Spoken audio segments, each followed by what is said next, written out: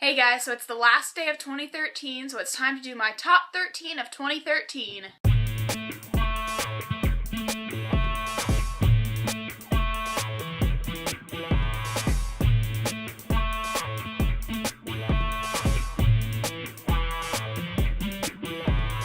Now by the time this video goes up, it'll be 2014, but I'm filming this on New Year's Eve, so this was an incredibly difficult list to pick because, I read so many great books this year.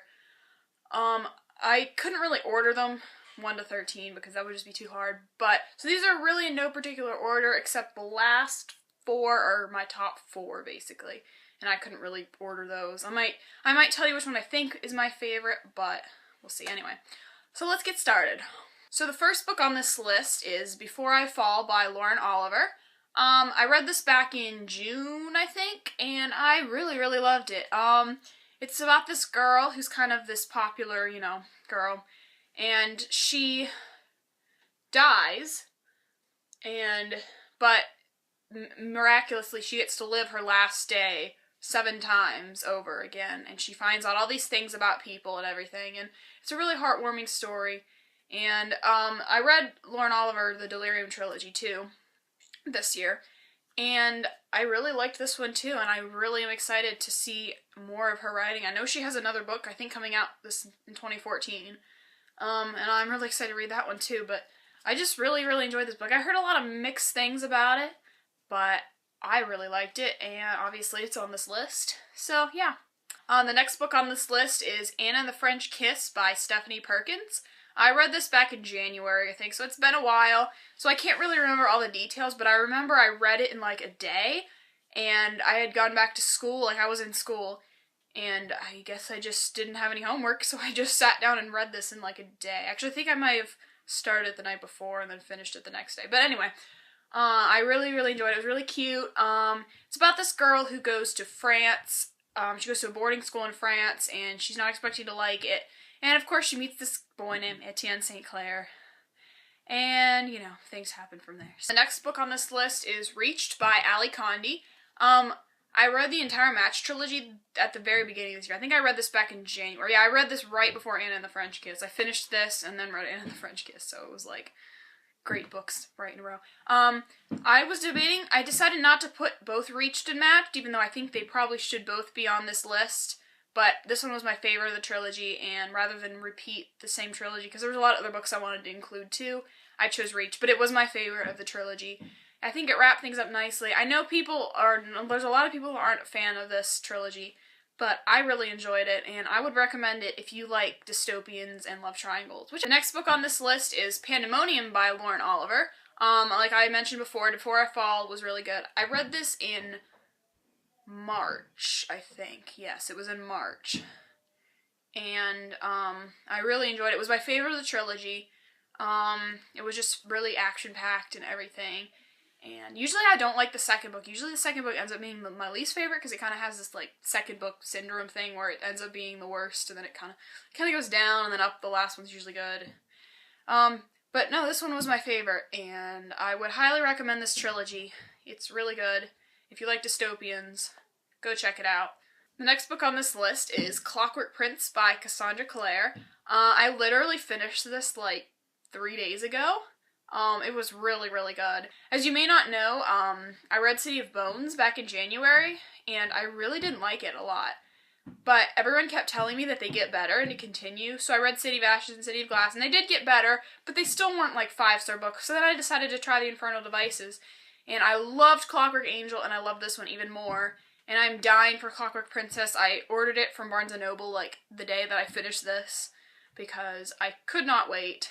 Honestly, though, if you had told me after I finished City of Bones that I was going to be putting a Cassandra Clare book on my top 13, I would have been like, no. But I really, really enjoyed this one. The next book on this list is Shatter Me by Tahereh Mafi. I read this in February, and I really, really enjoyed it. I didn't like the second one as much, but I loved this one. And yes, I know this is probably a very unpopular opinion right now, but Team Adam, and I've read the second one, so don't tell me that I need to read the second one no. I read the second one, I'm still Team Adam. You can judge me all you want. The next book on this list is Just Listen by Sarah Dessen. I read a lot of really good Sarah Dessen books. She's like probably my favorite contemporary author, or at least one of them. I don't know if she's my favorite because I love a lot. I love contemporary. It's like one of my favorite genres. And this one was my favorite of hers that I read this year. I read it when I was in a reading slump back in August, and I was really happy it got me on my reading slump. Usually when I'm in a reading slump, if I pick up a Sarah Dessen book, I'm going to get out of it. I've had like 2 major reading slumps this year, and both of them I picked a Sarah Dessen book up to get out of it. So if you like contemporary and you're in a reading slump, try Sarah Dessen because it sure got me out of reading slumps. The next book on this list is Eleanor and Park by Rainbow Rowell. I read this in June, right after I finished Before I Fall, actually. So it was like 2 books right in a row. And I was camping, so I didn't have internet. So it was like, I was really happy that I was reading books that I really enjoyed.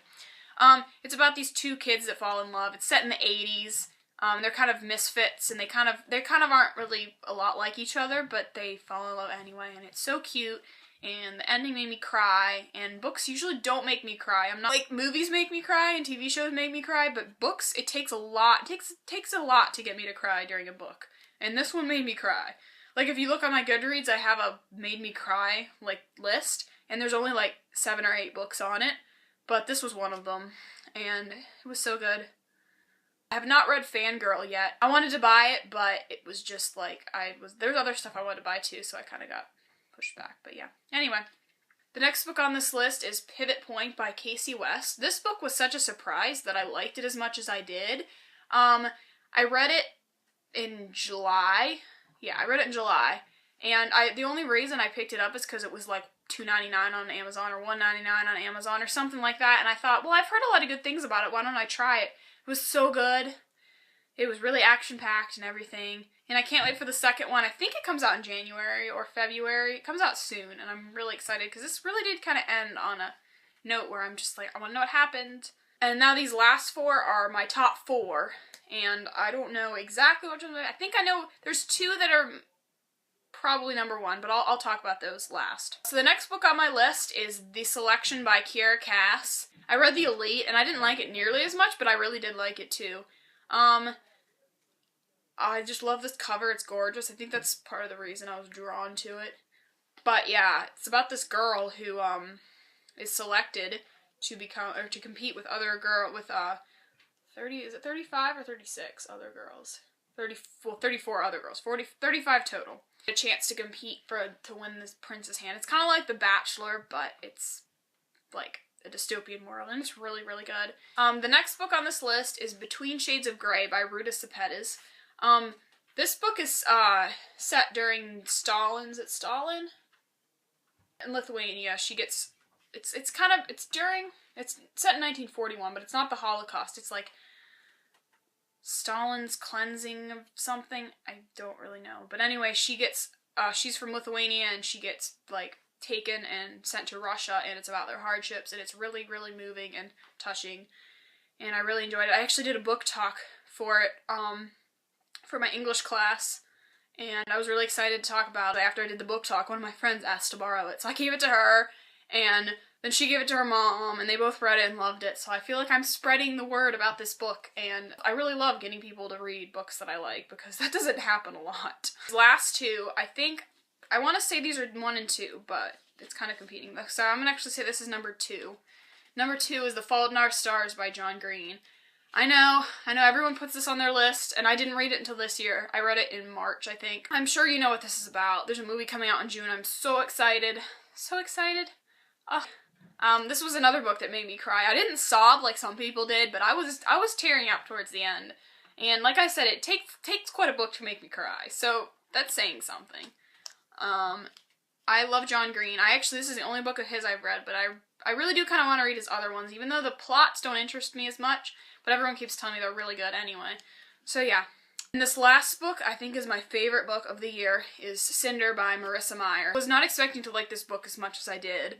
Like, I was never really interested in it. I kind of read the synopsis and I was like, I don't want to read that. That sounds stupid. And then one day I was at Barnes & Noble and I just had this overwhelming desire to read it. So I picked it up and I read it in like 2 days and it was amazing. I want to reread it again right now because that's how good it is. I read the second one and I didn't like the second one quite as much. It was still good, but not as good as this first one. This first one, in my opinion, is the best.